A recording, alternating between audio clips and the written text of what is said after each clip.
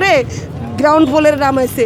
আমি এখানে মাগরিবের আজানে বের হয়ে এসে বলতে বলতে আইছি যে তোমরা কই লইয়া যাইতেছ আমার আম্মা জানের লাশ গো, আম্মা জানের লাশ। যে অবদান রেখেছেন সেই অবদানের স্বীকৃতি স্বরূপ ওনাকে আল্লাহ পাক জান্নাতবাসী করবেন।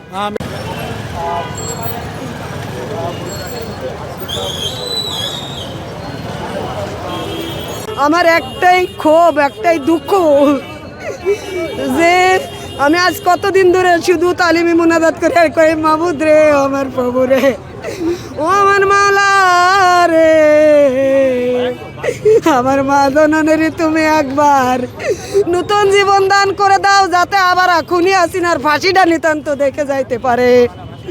তো আমি আমার বাবার কাছে আমার একটাই অনুরোধ, তারেক জিয়ার কাছে আমার একটাই অনুরোধ, আমি সকালে এসে ঢুকছি যে আমি শেষবারের মতো আমার মার মুখটা দেখে তারপরে আমি দুটো খানা খাবো। আমি এখনও সকাল থেকে খানা খাইনি, শুধু 2 গ্লাস পানি খাইছি। আমার মায়ের মুখটা শেষবারের জন্য দেখার জন্য আমি ভিতরে গেছিলাম, 3 ঘন্টা ছিলাম। কিন্তু ওনারা কাপন পরাইছে, গোসল করাই একবার ওই রুমেরতে বের করে ফ্রিজিং করে গ্রাউন্ড ফ্লোরে নামাইছে। আমি এখানে মাগরিবের আজানে বের হয়ে এসে বলতে বলতে আইছি যে তোমরা কই লইয়া যাইতেছ আমার আম্মা জানের লাশ গো, আম্মা জানের লাশ। ওদের রাত্রে কেমনে মায়ে থাকবে 12 মাস, কই লইয়া যাইতেছ আমার আম্মা জানের লাশ। পরে ওখানে কান্না করতেছিলাম ভিতরে, যার জন্য আমার নামায় বের করে দিয়েছে। ও বাবারা, আমি তোমাদেরকে ধন্যবাদ জানাই, তোমরা মিডিয়া, আমি ভাইরাল হওয়ার জন্য আসিনি।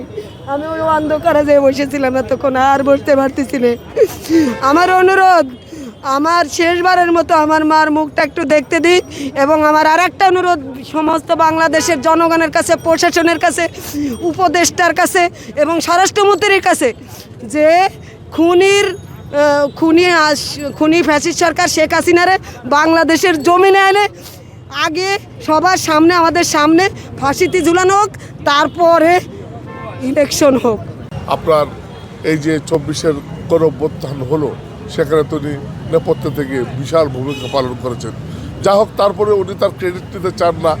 তারেক রহমান বলেছেন যে 24-এর যে গণঅভ্যুত্থান সারা বাংলাদেশের মানুষের স্বতঃস্ফূর্ত অংশগ্রহণে হয়েছে, কিন্তু নেপথ্য থেকে আমরা জানি উনি কতটুকু সহযোগিতা এবং সাহায্য করেছেন।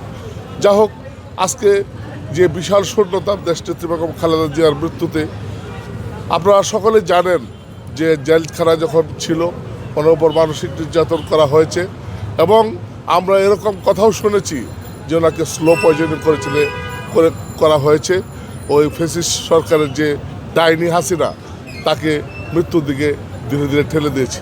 ইতিহাস একদিন প্রমাণ করবে এবং বাংলাদেশের মানুষ একদিন নিশ্চয়ই সেটা প্রমাণিত হবে যে খালেদা জিয়ার আজকের যে মৃত্যু সেটা কি স্বাভাবিক না অস্বাভাবিক। আমরা দোয়া করি, আমাদের বাংলাদেশের মানুষের 18 কোটি মানুষ দোয়া করছে যেন দেশনেত্রী বেগম খালেদা জিয়াকে আল্লাহ পাক জান্নাতবাসী করেন। আমরাও দোয়া করি, আপনারাও দোয়া করবেন। আমরা নিশ্চয়ই আশা করি আমাদের স্রষ্টা আমাদেরকে যিনি সৃষ্টি করেছেন মহান রাব্বুল আলামিন দয়া পরবশত হয়ে দেশনেত্রী বেগম খালেদা জিয়া এদেশের মাটি এবং মানুষের জন্য যে অবদান রেখেছেন সেই অবদানের স্বীকৃতি স্বরূপ ওনাকে আল্লাহ পাক জান্নাতবাসী করবেন, এটা আমরা আশা করতে পারি।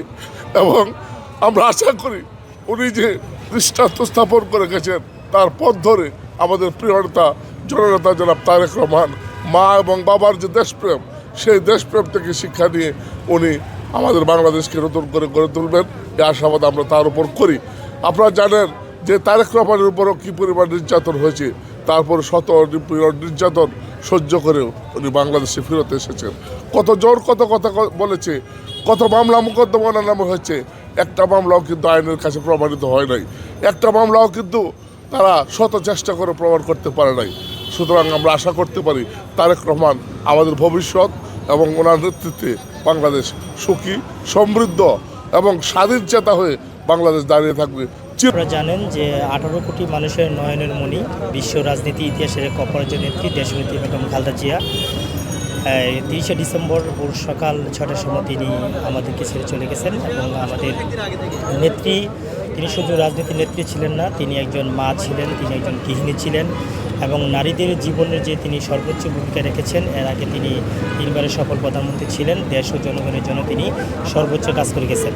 এবং সেই ক্ষেত্রে বাংলাদেশ জাতীয়তাবাদী দলের তিনি চেয়ারপারসন ছিলেন এবং বাংলাদেশের প্রত্যেকটি নাগরিকের যে সুবিধার জন্য সবসময় তিনি সংগ্রাম এবং লড়াই করে গেছেন। আপনারা জানেন যে দেশনেত্রী বেগম খালেদা জিয়ার মতন আর দ্বিতীয় বিশ্বের রাজনীতির ইতিহাসে আসবে কিনা সেটা আমরা এখনও পর্যন্ত কখনো আশা করতে পারি না। এবং সেক্ষেত্রে এই বাংলাদেশের ইতিহাসে সর্বোচ্চ যে রাজনীতির ইতিহাসে নারী নেতৃত্ব যেই একটি সুযোগ সুবিধা যে উনি দিয়েছে এবং আমাদের মাঝে, এবং সকলে আমরা বেগম খালেদা জিয়ার জন্য সব দেশবাসীর কাছে দোয়া চাচ্ছি ওনাকে যেন মহান আল্লাহ তাআলা জান্নাত নসিব করেন।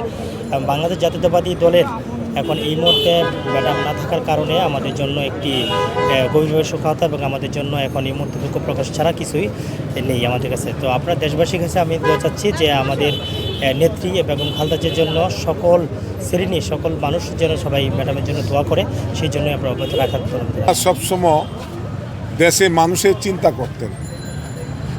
তিনি নিজে পরিবার বলেন অথবা দলের চিন্তা উনি না করে সবসময় চিন্তা করতেন দেশের চিন্তা।